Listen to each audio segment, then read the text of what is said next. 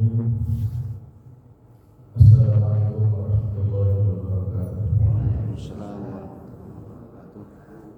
Alhamdulillahirabbil alamin wal 'aqibatu lil muttaqin wala 'udwana illa 'alal zalimin. Asyhadu an la ilaha illallah wahdahu la syarika lahu wa asyhadu anna Muhammadan 'abduhu wa rasuluh la nabiyya ba'dahu. Allahumma shalli wa sallim ala sayyidina wa habibina wa maulana Muhammad wa ala alihi wa ashabihi ajma'in. Allahumma la sahla illa ma ja'altahu sahla wa anta taj'alul husna idza syi'ta sahla. Allahumma anfa'na bima 'allamtana wa 'allimna ma yanfa'una wa zidna 'ilma. Amma ba'd. Para jamaah hadirin hadirat rahimakumullah. Pada kesempatan ini mari kita bahas tentang keutamaan Al-Masjid Al-Aqsa. Al-Aqsa artinya Al-Ab'ad, yang terjauh, karena saat itu posisinya jauh dari Makkah Al-Mukarramah. Materi ini penting bagi kita semuanya untuk merawat dan membangun terus kerinduan kita kepada Al-Masjid Al-Aqsa, dan juga memberikan motivasi kepada kita untuk selalu berdoa pada saudara-saudara kita di Palestina agar mereka mendapatkan kemerdekaan yang sesungguhnya. Amin ya rabbal alamin. Alhamdulillah ala kulli hal, perkembangan saat ini membaik sejak proses-proses yang cukup panjang, mulai pada tanggal 22 September yang lalu diadakan sidang umum PBB dan ada 142 negara mengakui kemerdekaan Palestina. Kemudian pada tanggal 29 September yang lalu Donald Trump dan Benjamin Netanyahu membuat proposal permintaan damai kepada Hamas, mengajukan 20 poin perdamaian, diumumkan di Gedung Putih, dan pada saat berikutnya Hamas memberikan persetujuan dengan plus minusnya, walaupun banyak catatan, tetapi ya mereka sudah bermusyawarah menerima pengajuan perdamaian dari Donald Trump itu. Dan proses berikutnya pada hari Rabu kemarin tanggal 13 Oktober 2025 dilaksanakan KTT para pimpinan negara. Ada 27 pimpinan negara berkumpul di Mesir untuk membahas tindak lanjut perdamaian di Palestina. Dan alhamdulillah disepakati ada pemerintahan sementara yang akan mengurus segala sesuatunya untuk mengembalikan Gaza sebagaimana sebelumnya. Dan menurut Perdana Menteri Palestina yaitu Muhammad Mustafa, bahwasanya perlu dana besar untuk membangun kembali Gaza. Dari hitung-hitungannya memerlukan dana sekitar 67 miliar US dollar Amerika, atau sekitar kalau diteruskan 1.100 triliun rupiah. Dana yang besar. Ya, itu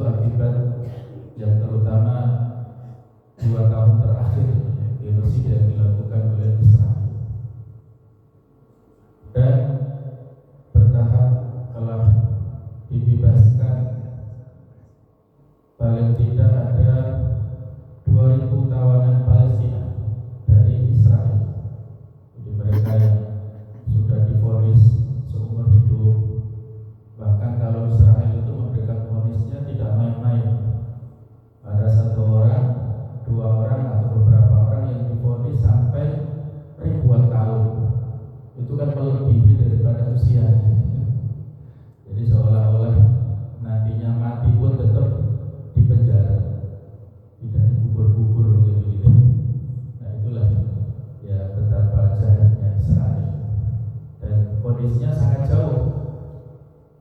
Tentara-tentara Israel yang ditawan oleh Hamas, mereka dalam kondisi yang sangat berbahagia, dipenuhi segala kebutuhannya. Saya sendiri heran, dari mana Palestina punya biaya untuk memberikan akomodasi pelayanan yang demikian bagus kepada tawanan-tawanan Israel ini. Ini kan di luar nalar kita ya, pada kondisinya Gaza seperti itu. Dulu sempat pada bulan Maret ya, kita menyaksikan ada demo dari warga Palestina yang menentang Hamas. Ternyata baru saja saya mendengar kabar bahwa yang mengadakan demo ini Hamas sendiri. Ini di luar nalar kita ya. Dan peserta demo itu adalah tawanan Israel yang ingin dipindahkan dari utara Gaza menuju ke selatan, supaya mereka tidak diserang oleh tentara Israel. Maka mereka dilakukan rekayasa sedemikian rupa seolah-olah mereka itu masyarakat Palestina yang mendemo Hamas, padahal skenario dari Hamas sendiri. Nah, ini sudah di luar logika normal ya, luar biasa seperti itu. Mereka dilindungi oleh orang-orang Islam, padahal itu temannya sendiri, mereka nggak saling kenal. Nah, itu baru saja berita ini dirilis. Nah, seperti itulah ya. Jadi dari 20 poin ini memang tidak semuanya menguntungkan ya kepada pihak Palestina, karena faksi-faksi yang di Palestina tidak dilibatkan dalam pemerintahan ke depan, 5 tahun ke depan ini nggak dilibatkan. Dan yang cukup berat adalah Hamas harus melucuti senjatanya. Ya, ini kan persoalan sendiri ya. Kalau melucuti terus bagaimana ketika ada serangan, ada ini, karena pernik-pernik setelah perdamaian ini ada saja ya. Ada geng-geng yang berpihak kepada Israel.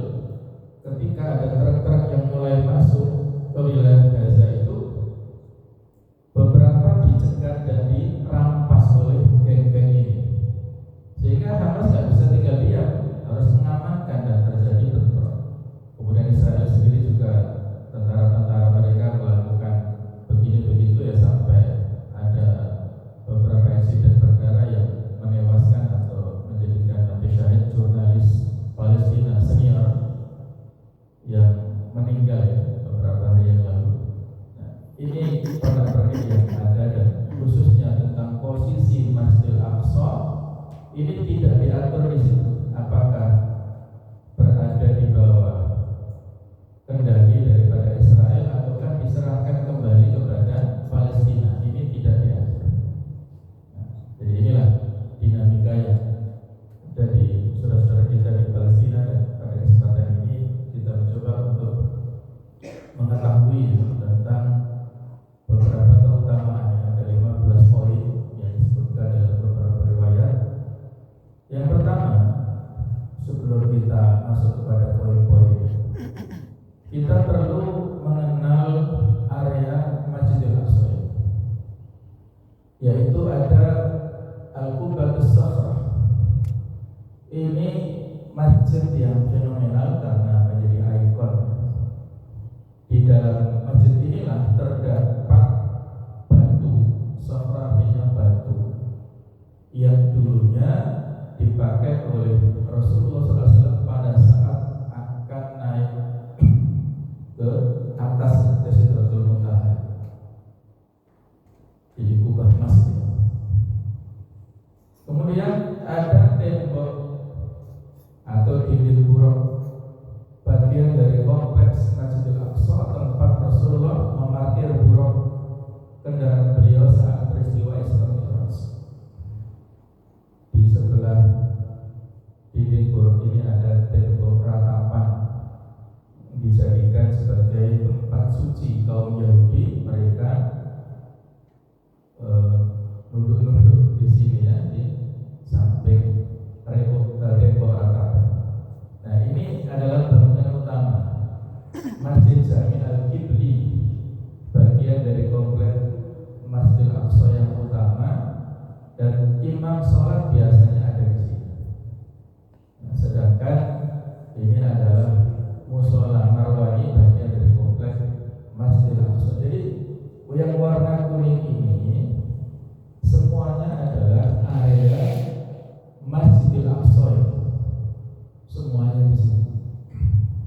sekitar luar kawasan ini ada komunitas, ada kaum muslimin, ada kaum Yahudi, ada kaum Nasrani.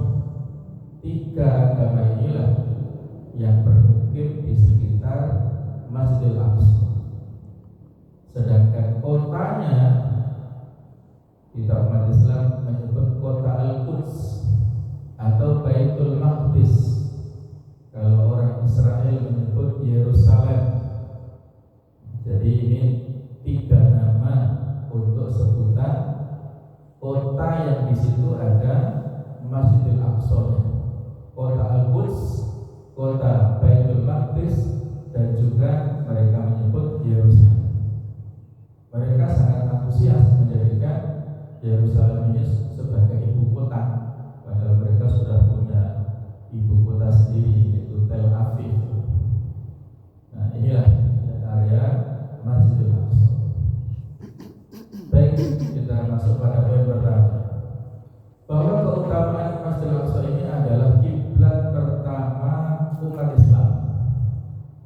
Disebutkan dalam hadis yang diceritakan oleh Al-Bara bin Azib, mengatakan sholaitu ma'an Nabi sallallahu alaihi wasallam, saya pernah sholat bersama Rasulullah sallallahu alaihi wasallam ila Baitul Maqdis, menghadap ke Baitul Maqdis 16 syahran, selama 16 bulan sejak turunnya kewajiban sholat pada peristiwa Isra Mi'raj sampai dengan hijrahnya Rasulullah SAW ke Madinah. Itu menghadap ke Baitul Maqdis kurang lebih selama 16 bulan. Sehingga dari sini kan bisa diprediksi ya bahwa peristiwa Isra Mi'raj ini akhir-akhir tahun kenabian ataupun bi'tsah, akhir-akhir periode Mekah. Karena hanya 16 bulan saja, setahun lebih sedikit saja. Nah, saat itu, pada saat Rasulullah SAW menghadap ke Baitul Maqdis saat sholat itu dibully oleh orang-orang Yahudi. Mereka merasa bangga dan GR, itu lihat Muhammad dan kawan-kawannya menghadap ke kita pada saat sholatnya. Jadi seolah-olah penghormatan untuk warga Yahudi yang tinggal di Baitul Maqdis ini. Padahal itu ya memang ketentuan Allah dan Allah tahu ya. Allah memantau. Qad nara taqalluba wajhika fis sama'. Kami telah melihat wajahmu wahai Muhammad sering mendongakkan ke langit memohon petunjuk kepada Allah Ta'ala. Fala nuwalliyannaka qiblatan tardaha, maka kami memalingkan wajahmu kepada kiblat yang kamu sukai. Bahwa diwajhaka syatrul Masjidil Haram, maka palingkanlah wajahmu menghadap ke Masjidil Haram. Wa haitsu ma kuntum fawallu wujuhakum syatra, dan dimanapun kalian berada maka palingkanlah wajah kalian ke arah Masjidil Haram. Turunnya ayat ini para ulama beda pendapat, apakah sholat asar ataukah sholat duhur, itu berbeda pendapat. Di masjid yang diberi nama Masjid Al-Qiblatain, masjid yang memiliki 2 kiblat. Jadi masjid ini memiliki 2 mihrab ini. Mihrab yang pertama di arah utaranya masjid, dan mihrab yang berikutnya di arah selatannya. Yang arah utara sudah tidak terawat, karpetnya tidak terawat, yang selatan yang dipakai. Nah, ini kalau kita berkunjung, apakah rangkaian haji atau umrah itu masuk dalam city tournya, di antaranya adalah harus mampir dan sholat minimal 2 rakaat di Masjid Al-Qiblatain sebagai wujud takbir kita ya, peristiwa bersejarah yang terjadi pada saat itu. Baik, yang kedua, Masjidil Aqsa adalah masjid kedua yang diletakkan Allah di muka bumi.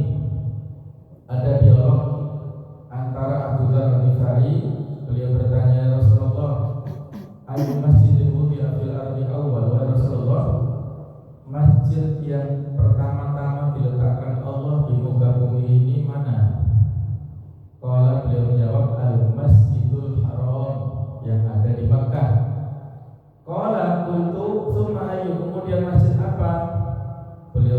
dikatakan tsummal masjidul aqsa, kemudian al masjidul aqsa, yakni yang ada di Baitul Maqdis. Kan bainahuma, berapa jarak berdirinya al masjid al haram dengan al masjid al aqsa ini? Kata beliau arba'una sana, yaitu 40 tahun. Jadi berdirinya Masjid Al-Aqsa ini bukan baru-baru saja, tapi sejak dulu. Sejak zaman Nabi Adam sudah ada titik-titiknya. Masjidil Haram sudah ada, Masjid Al-Aqsa tadi jaraknya hanya 40 tahunan. Nah, kemudian pada saat peristiwa banjir besar yang terjadi pada zamannya Nabi Nuh alaihissalam, hilang posisi-posisinya. Nah, kemudian nantinya pada zaman Nabi Ibrahim alaihissalam, beliau pernah sholat di pelataran area Masjidil Aqsa ini. Kemudian baru nantinya dibangun secara lebih permanen oleh cucunan Nabi Ibrahim yang bernama Nabi Yakub, putra daripada Nabi Ishak. Nabi Ishak putra Ibrahim. Nabi Yakub inilah yang mendapat gelar Israil, aliasnya Yakub itu adalah Israil, artinya Abdullah atau hamba Allah. Kemudian beruntun sesudahnya dibangun oleh cucu-cucunya sampai oleh Nabi Daud alaihissalam sampai Nabi Sulaiman alaihissalam. Jadi para nabi ini membangun Masjidil Aqsa dalam rangka untuk sujud beribadah kepada Allah, bukan untuk kuil atau sinagog tempat ibadahnya orang Yahudi, bukan, tetapi untuk masjid sejak zaman dahulu. Nah, inilah sejarah singkat tentang Masjidil Aqsa. Berikutnya yang ketiga, bahwa Masjidil Aqsa ini tempat ziarah yang sangat dianjurkan oleh Rasulullah SAW. Kalau kita punya dana, punya uang, ya, kita menabung sedikit demi sedikit, maka yang perlu untuk kita jadikan sebagai tujuan wisata prioritas 3 destinasi. La tusyaddu rihal illa ila salatati masajid, tidak sangat dianjurkan perjalanan kecuali ke 3 masjid. Yang pertama Masjidil Haram, yang kedua wa masjidi hadza Masjid Nabawi, yang ketiga wal Masjidil Aqsa. Sehingga sejak dulu para sahabat ini sering, terutama setelah Baitul Maqdis ditaklukkan oleh Umar bin Khattab. Jadi ceritanya saat itu Baitul Maqdis berada di bawah kekuasaan Romawi dan banyak sekali kezaliman di sana. Maka pada zaman Khalifah Umar, beliau mengutus pasukan untuk membebaskan Baitul Maqdis dalam perang Yarmouk. Ini perang yang terkenal yang dipimpin oleh Abu Ubaidah dan Khalid bin Walid, dan alhamdulillah menang perang Yarmouk. Dan pada saat setelah kemenangan itu, uskup yang menguasai Baitul Maqdis, uskup itu posisinya tertinggi, ya, ulamanya kaum Kristiani. Yang paling bawah itu pendeta.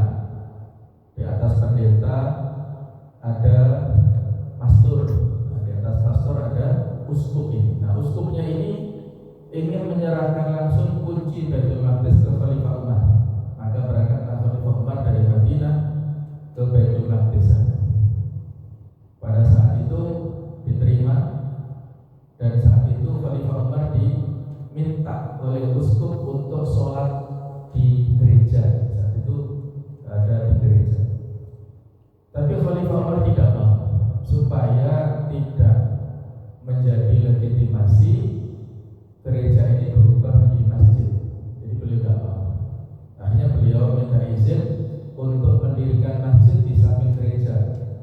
Maka beliau sholat di situ. Inilah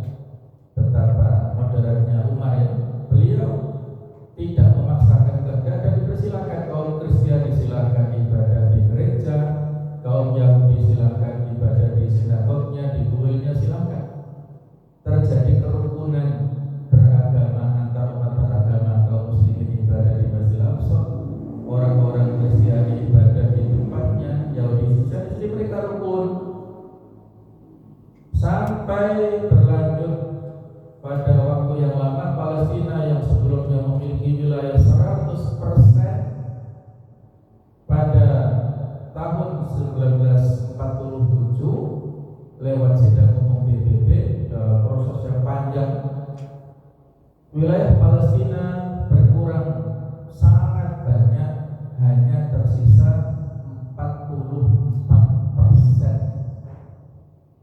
Kemudian tahun 48 terjadi agresi penjajahan, terus ya terjadi banyak intimidasi, dan pada tahun 1967 wilayah Palestina berkurang menjadi 22% saja. Dan pada tahun 2020 berkurang lagi menjadi 15% sampai sekarang ini. Jadi hanya tersisa Gaza, kemudian Baitul Maqdis sebagian, dan tepi barat sampingnya Yordania itu 3 itu saja, 3 titik itu. Sementara yang lainnya sudah dikaplok oleh orang-orang Israel. Nah, maunya Hamas ini, perdamaian ini mengembalikan wilayah Palestina pada 67 tadi, ya 22%, tetapi ini tidak disetujui oleh Israel ataupun Amerika. Ya ala kulli hal, menurut kaidah fikih malah itu kulluhu la yursul, sesuatu yang tidak bisa kita dapatkan full 100% ya, nggak boleh ditinggal semuanya. Jadi mungkin ini bertahap, dan saya kira Hamas dengan track record sejarahnya, Hamas ini didirikan pada tanggal 14 Desember 1987. Mereka punya pengalaman panjang. Di sana banyak ulamanya, banyak mujahidinnya, didirikan oleh Syekh Ahmad Yasin.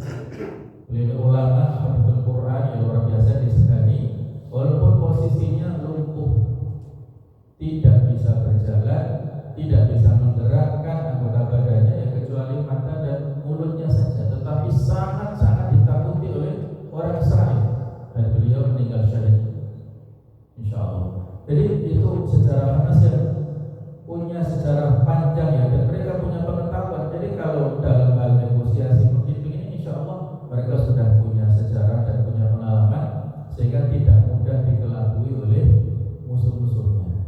Nah, seperti itulah kita percaya saja kepada para mujahidin Hamas yang mereka mendapatkan kemenangan signifikan pada pemilu tahun 2006-2007 yang lalu, mendapat suara 70%, mengalahkan saingan faksinya adalah faksi Fatah. Faksi Fatah yang menjadi presiden Palestina, yang menjadi Perdana Menteri Palestina itu dari faksi sana sekarang ini. Sehingga faksi-faksi ini yang Fatah itu berada di bawah kendali Israel, seolah dalam tanda kutip bonekanya. Baik, seperti itu untuk poin yang ketiga. Poin yang keempat, bahwasanya sholat di Masjid Al-Aqsa ini berpahala ratusan sampai 1000-an berdasarkan hadis Nabawi, as-sholatu fil Masjidil Haram bi mi'ati alfi sholat. Sholat di Masjidil Haram ini pahalanya 100.000 kali lipat daripada sholat di masjid-masjid lainnya. Jadi kalau kita sholat 1 kali, misalnya kalau sholat subuh di Masjidil Haram, maka kita butuh waktu selama 277 tahun untuk sholat di masjid lainnya, termasuk di Masjid Al-Aqsa ini ya. Apa usia kita sampai 277? Nggak ada yang manusia sekarang sebanyak itu atau selama itu ya. Itu bisa kita dapatkan fadilahnya hanya 1 kali sholat, belum lagi 2 kali sholat, belum lagi minimal sehari 5 kali sholat. Itu luar biasa. Kita fadilah, mendapat fadilah sholat di sana luar biasa. Yang kedua, wassalatu fi masjidin bi alfi sholat. Sholat di Masjid Nabawi fadilahnya 1000 kali lipat dibandingkan dengan sholat di masjid lain. Wassalatu fi Baitul Maqdis bi 500 sholat, dan sholat di Baitul Maqdis atau Masjid Al-Aqsa ini mendapatkan fadilah 500 kali lipat. Kata riwayat Maimunah yang menyebutkan sampai 1000 kali lipat. Jadi para ulama beda pendapat antara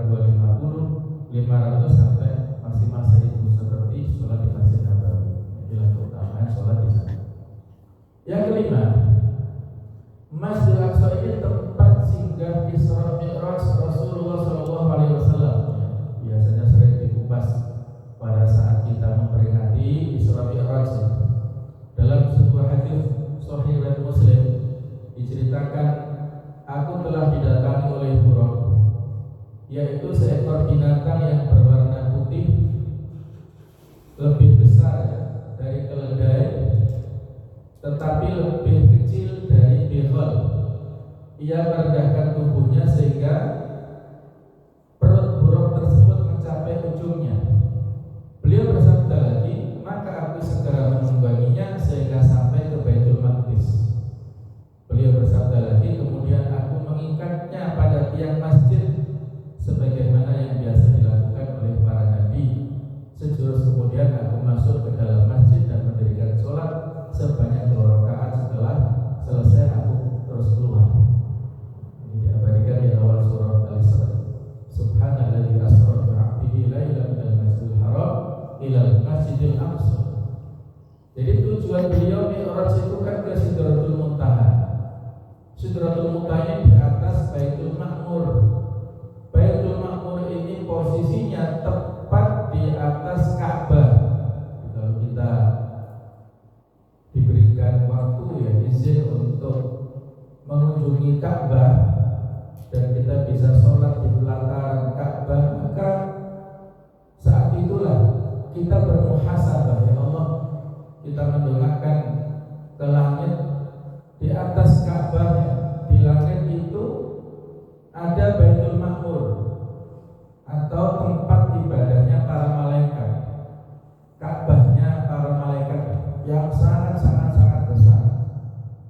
Setiap harinya para malaikat masuk ke Baitul Ma'mur ini tidak kurang dari 70.000 malaikat, dan mereka setiap hari masuk ke situ, tidak keluar sampai hari kiamat.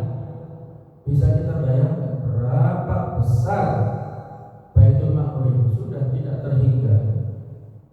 Mereka beribadah terus di situ, ada yang berdiri terus, ada yang sujud terus, ada yang rukuk terus, ada yang bertasbih terus. Tidak henti-hentinya para malaikat ini sampai hari kiamat. Itulah kalau tujuannya ke atas Ka'bah. Kenapa mampir dulu ke Palestina? Dan ini menunjukkan posisi Baitul Maqdis atau Masjidil Aqsa yang spesial. Transit dulu di sana baru naik ke Sidratul Muntaha. Ini luar biasa ya posisi Baitul Maqdis.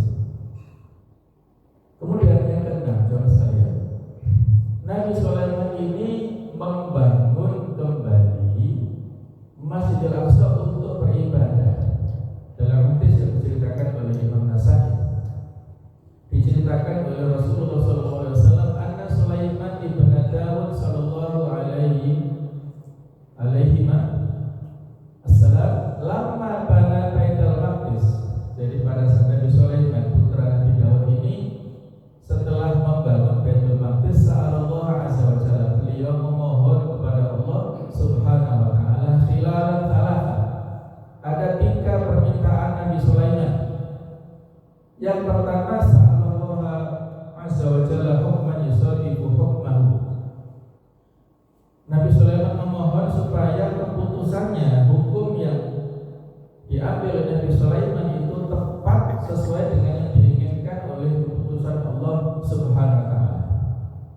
Kata Rasulullah, fa'utiyahu, beliau dikabulkan permintaannya oleh Allah Ta'ala. Yang kedua, wasa'alullah azza wa jalla mulkan la yanbaghi li ahadin min ba'di. Nabi Sulaiman memohon kerajaan yang tidak patut diberikan kepada siapapun raja sesudahnya. Fa'utiyahu, kata Rasulullah, Nabi Sulaiman dikasih. Tidak ada satupun raja setelah Nabi Sulaiman yang menyamai kerajaannya seperti beliau. Kalau Dzulqarnain itu sebelum masa Nabi Sulaiman. Dzulqarnain ini ada yang mengatakan pada masa-masanya Nabi Ibrahim. Jadi Dzulqarnain kekuasaannya luas.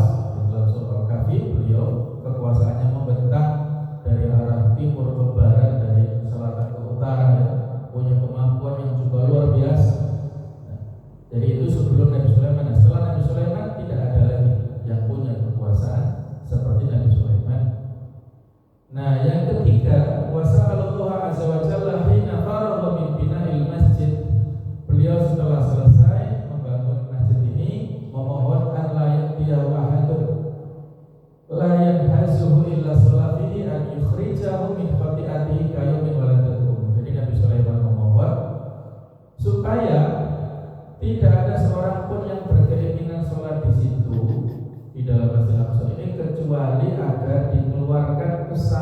syaratnya seperti hari yang dilahirkan oleh ibunya. Insyaallah ya. Jadi setelah permintaan yang ketiga inilah Nabi mengatakan ammas natani faqad utiyahuma, yang permintaan pertama kedua telah diberikan kepada Nabi Sulaiman. Wa arju an yakuna qad utiya tsalitsa, dan saya berharap yang ketiga itu dikabulkan juga kepada Nabi Sulaiman doanya ya. Kalau pertama kedua kan diketahui ya karena sudah terjadi tentang masalah hukum beliau yang tepat, dan Nabi Sulaiman ini ketika memutuskan hukum lebih tepat dari ayahnya daripada Nabi Daud. Kemudian beliau juga punya kekuasaan yang sudah terbukti. Nah yang ketiga ini kan masih majhul ya, masih belum diketahui, tetapi ini karena sebuah doa Nabi Sulaiman berdoa diaminkan oleh Rasulullah. Wa arju an yakuna qad utiya, ini kan Rasulullah mengaminkan ya, menyetujui apa yang diminta oleh Nabi Sulaiman, itu insyaallah doanya itu akan terkabul. Jadi kalau kita punya kesempatan ya, dianjurkan untuk berangkat ke sana, paling tidak sholat 2 rakaat minimal sebagai tahiyatul masjid. Kalau bisa sesuai dengan waktunya. Nah, itu ya, mudah-mudahan bisa ada kesempatan pada kita semua insyaallah. Amin. Baik, yang ke-7 jemaah sekalian, Masjid Aqsa ini merupakan negeri para anbiya, ardul anbiya. Para nabi utusan Allah banyak diturunkan di kawasan Masjid Aqsa, Palestina dan sekitarnya, sehingga jejak-jejak langkah kaki para nabi utusan Allah ini dalam berdakwah, mengesahkan Allah, mengajak manusia menyembah dan beribadah Allah terukir abadi di negeri para nabi, Al-Aqsa, Palestina. Hal itu dibuktikan dalam peninggalan sejarah. Ada kuburan atau makam para nabi di sekitar sana. Di Baitul Maqdis ada makamnya Nabi Ibrahim, makamnya Nabi Syuaib, makamnya Nabi Musa, Nabi Daud, Nabi Yunus, Nabi Sulaiman, ini berada di Baitul Maqdis. Bahkan tadi kita singgung Nabi sempat mengimami sholat para nabi. Kita tidak mengetahui teknisnya bagaimana, tetapi para nabi dan rasul ini kan bal ahya, mereka ini hidup di alam mereka, bukan di alam dunia, tapi di alam mereka yang kita tidak bisa menjangkaunya.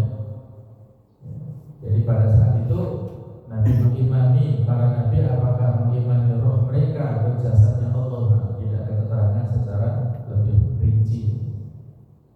Yang ke-8, Masjid Al-Aqsa ini tempat bertolaknya jamaah haji ataupun umroh. Ini spesial.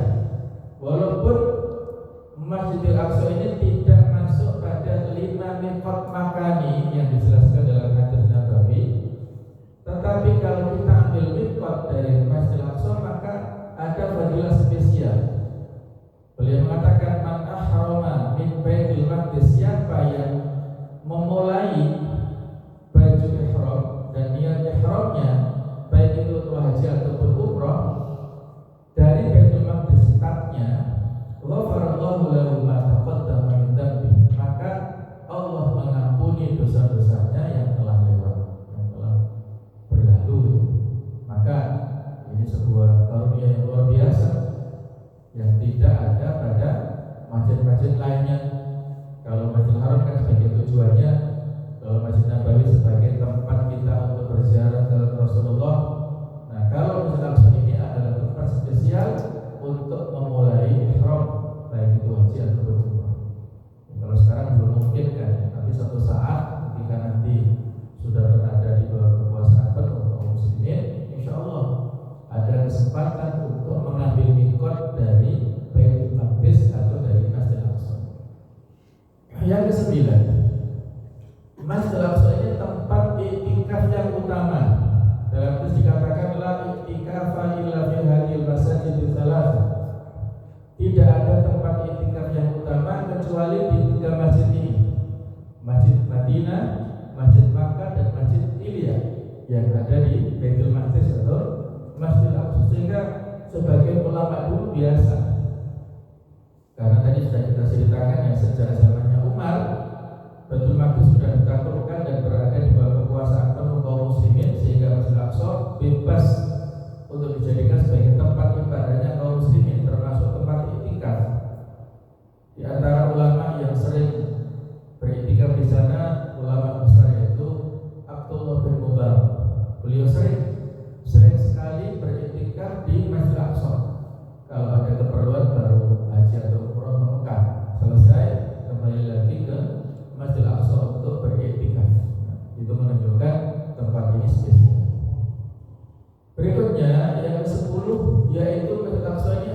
akan dibangun sempurna. Dalam sebuah hadis dikatakan oleh Rasulullah, Imranu Baitul Maqdis kharabu Yathrib. Pembangunan Baitul Maqdis Al-Aqsa ini adalah waktu hancurnya kota Madinah. Yathrib adalah Madinah. Wa kharabu Yathrib khurujul malhamah. Hancurnya kota Madinah adalah waktu munculnya perang besar pada akhir zaman. Wa khurujul malhamah fathul Konstantinia. Dan munculnya perang besar adalah waktu direbutnya Konstantinia atau Konstantinopel Romawi. Wafathu Konstantinia khurujud Dajjal, dan direbutnya Konstantinia adalah waktu keluarnya Dajjal. Jadi ini prediksi kenabian yang nanti akan terjadi kalau penaklukan Konstantinopel yang dilakukan oleh Al-Fatih ini juga prediksi kenabian sudah terjadi. Tetapi yang dimaksud di sini belum ya, karena Romawi ini kan ada Romawi Timur, ada Romawi Barat. Romawi Timur yang saat itu kekuasaannya di Konstantinia atau Konstantinopel yang sekarang jadi Istanbul itu saat itu ditaklukkan Muhammad Al-Fatih. Nah, Romawi Barat kan sampai sekarang belum ya. Nah, jadi inilah keutamaan yang ada di Baitul Maqdis atau Masjid Al-Aqsa. Sedangkan nomor 11 ini, Masjid Al-Aqsa ini nantinya tidak akan dimasuki oleh Dajjal. Ini hadisnya cukup panjang yang diceritakan oleh Ubadah bin Samit. Saat itu Ubadah bin Samit mengikuti khutbah yang disampaikan oleh Rasulullah SAW. Beliau mengatakan, aku ingatkan kalian bahaya Masih Dajjal. Dia seorang yang buta sebelah matanya. Perawi mengatakan, aku yakin yang buta adalah sebelah kiri. Akan berjalan bersamanya gunung-gunung roti dan sungai air. Tandanya ia akan tinggal di bumi selama 40 hari. Jadi Dajjal itu hanya 40 hari saja. Namun karena sakit dolimnya dan kerusakan yang demikian dahsyat ditimbulkan oleh Dajjal itu seolah-olah 40 tahun. Begitu sumpahnya pada saat itu ya, dunia fitnah Dajjal yang luar biasa. Kekuasaannya akan mencapai semua tempat minum atau telaga. Nah, kemudian saya kasih warna tebal ini, dia tidak akan mendatangi 4 masjid yang ada di Masjid Ka'bah, yaitu Masjid Haram, Masjid Rasul di Masjid Nabawi, Masjid Al-Aqsa di Baitul Maqdis, dan Tur Sinai. Tur itu bukit berada di Sinai. Jadi bukit Sinai tempat dulu Nabi Musa menerima wahyu Taurat. Itu 4 tempat spesial yang tidak bisa dimasuki oleh Dajjal. Yang ke-12, Masjid Al-Aqsa ini diagungkan oleh Nabi Musa. Dulu beliau punya angan-angan, punya obsesi nanti akhir hayatnya itu dikebumikan di Baitul Maqdis. Beliau mengatakan, "Fasa'alallah," Nabi Musa memohon, "an yudniyahu minal ardil muqaddasah," didekatkan dengan tanah yang disucikan, yaitu Baitul Maqdis, ramyatan bihajar, sedekat lemparan batu saja. Jadi akhirnya Rasulullah menunjukkan kepada kita, jika aku berada di sana, tentu akan aku tunjukkan kuburannya di sebuah tepian jalan di bawah gundukan tanah merah. Hadis sahih Bukhari. Ini menunjukkan keutamaan Baitul Maqdis. Yang ke-13, Masjid Al-Aqsa ini akan dibebaskan. Nah, disebutkan dalam sebuah prediksi kenabian ya, tentang tanda hari kiamat oleh Rasulullah. Hitunglah 6 perkara yang akan timbul menjelang hari kiamat, yaitu kematianku, dibebaskannya Baitul Maqdis, kematian yang menyerang kalian bagaikan penyakit yang menyerang kambing sehingga mati seketika. Barangkali inilah yang terjadi saat virus corona kemarin. Tiba-tiba orang tetangga-tetangga yang baru saja ketemu kita nanti malam meninggal, saat itu sering kemarin terjadi ya. Nah, yang berikutnya melimpahnya harta hingga ada seorang yang diberi 100 dinar namun masih marah, merasa kurang. Itu juga sudah terjadi. Orang begitu rakusnya, dia sudah punya kekayaan bermiliar-miliar, tetapi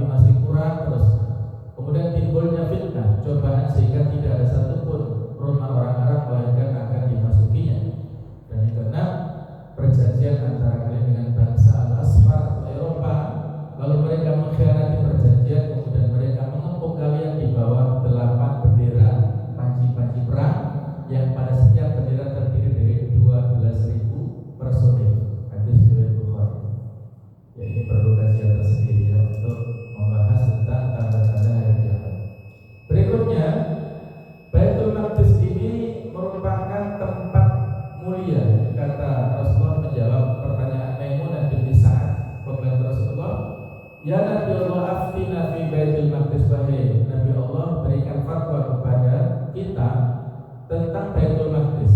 Kata beliau, faqala ardul mahsyar wal mahsyar. Baitul Maqdis ini tempat berkumpulnya manusia yang akan dihisab, kemudian tempat dibangkitkannya manusia setelah kematian. Jadi nanti pada akhir zaman ada api yang menggiring manusia dari arah timur sampai ke arah Palestina finishnya. Api ini muncul pertama-tama dari Yaman, kemudian menggiring manusia dari arah timur terus finishnya ke Baitul Maqdis. Kemudian terjadi kiamat dan bumi yang nanti di akhirat itu berbeda dengan bumi sekarang, tetapi posisinya itu ada di Baitul Maqdis, posisi pada mahsyar dan posisi al-mahsyar. Jadi merupakan tempat yang spesial. Nah, terakhir ini agak panjang sedikit ya, tentang cerita Nabi Yusha bin Nun menuju Al-Aqsa. Nabi Yusha ini asistennya Nabi Musa yang diabadikan dalam surah Al-Kahfi, wa qala Musa li fatahu. Ingatlah ketika Nabi Musa berkata kepada asistennya Nabi Yusha ini, saat Nabi Musa punya misi untuk menemui orang yang lebih pintar darinya. Saat itu Nabi Musa dalam kisah Al-Kahfi ya, merasa paling pintar, tapi Allah menegur, enggak, masih ada orang yang lebih pintar. Temuilah hamba yang soleh. Siapa hamba yang soleh ini? Para ulama tafsir mengatakan Nabi Khidir. Nah, kemudian berkelana Nabi Musa ditemani asistennya disuruh membawa keranjang yang berisi ikan.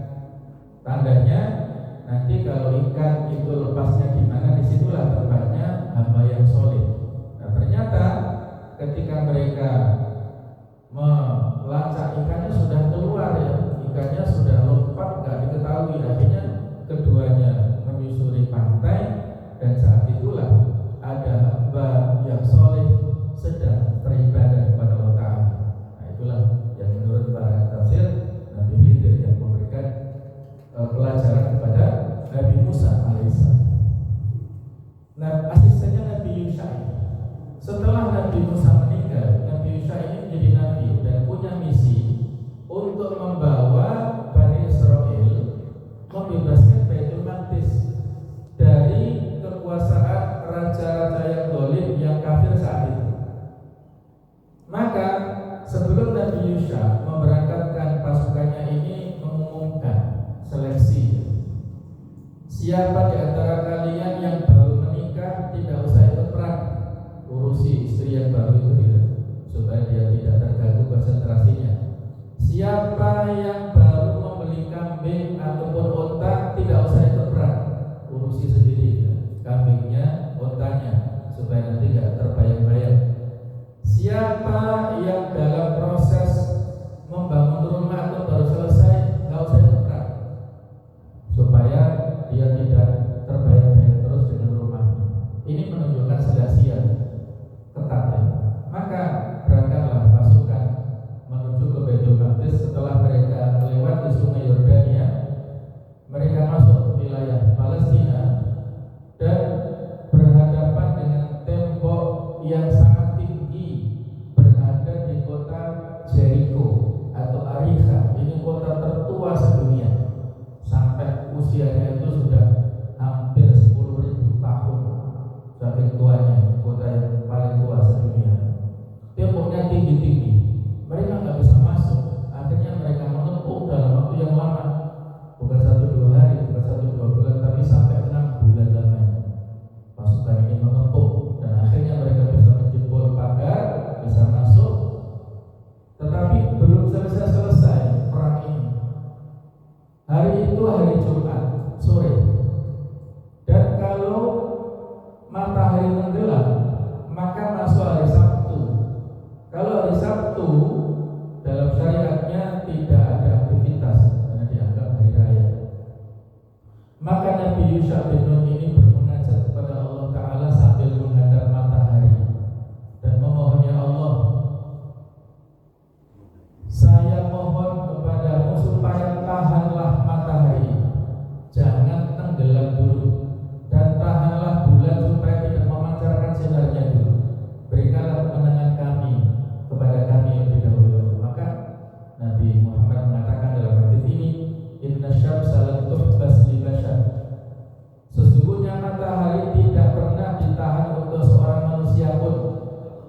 illa liyusha, kecuali untuk Nabi Yusha mengabulkan doanya Nabi Yusha layaliya saru ila Baitul Maqdis. Pada malam-malam beliau melakukan perjalanan menuju ke Baitul Maqdis atau Al-Aqsa, sehingga dengan izin Allah matahari tertahan.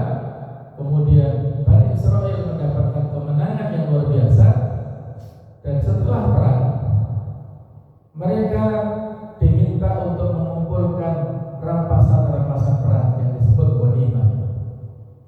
Jadi berbeda ghanimahnya pada zaman Nabi Muhammad dengan zamannya Nabi Musa dan sesudahnya. Kalau ghanimah pada zaman Nabi Muhammad ini dipersilakan untuk sebagian dibagi ya, kepada kaum muslimin yang ikut perang, sebagian ke Rasulullah, 1/5 ya, untuk jatah Rasulullah dalam setiap peperangan itu, kemudian sebagian ke Baitul Maqdis, ke Baitul Mal ya. Jadi pada saat itu berbeda, ghanimah dikumpulkan di tanah lapang untuk diserahkan kepada Allah Subhanahu wa taala. Kalau Allah menerima, nanti ada api yang menyambar dari langit dan menghabiskan, membakar ghanimah sampai habis. Seperti cerita korbannya Habil ya, pada zamannya Nabi Adam itu. Nah, setelah dikumpulkan semua ghanimah, ditunggu beberapa waktu cukup lama, api tidak turun-turun dari langit. Berarti menunjukkan apa? Allah belum menerima harta rampasan perang. Dan akhirnya Allah memberitakan kepada Yusha, ada pelanggaran yang dilakukan oleh sebagian anak buah, ada korupsi, ada penilapan yang dilakukan oleh sebagian anggota. Padahal tadi sudah diseleksi dengan ketat ya, masih ada yang melanggar. Maka Nabi Yusha bin Nun ini mengumpulkan jenderal-jenderalnya, komandan-komandannya untuk diinspeksi. Kemudian Nabi Yusha bin Nun menyalami satu persatu komandan ini. Ketika komandannya ini yang ada anak buahnya melakukan tindakan korupsi, maka tangannya nggak bisa lepas dari tangan Nabi Yusha ini, nempel, nggak bisa lepas. Kalau yang jujur anak buahnya bebas, tapi beberapa memang nempel tangannya, dan diperintahkan cek anak buah, harta yang ditilep itu suruh mengembalikan. Ternyata betul. Setelah itu dikumpulkan harta-harta yang diambil tanpa izin itu, dikumpulkan sebesar kepala emas ya, kalau diuruskan seperti emas sebesar kepala sapi besarnya. Kemudian digabungkan, dibawa ke lapangan, digabungkan dengan ghanimah yang sudah terkumpul, dan tidak menunggu waktu yang lama ada api yang menyambar dari langit dan akhirnya membakar ghanimah yang telah mereka sajikan tersebut. Ini menunjukkan Allah Ta'ala menerima apa yang mereka sajikan seperti itu. Inilah kisahnya yang bisa kita ambil pelajaran, bahwa dalam perjuangan itu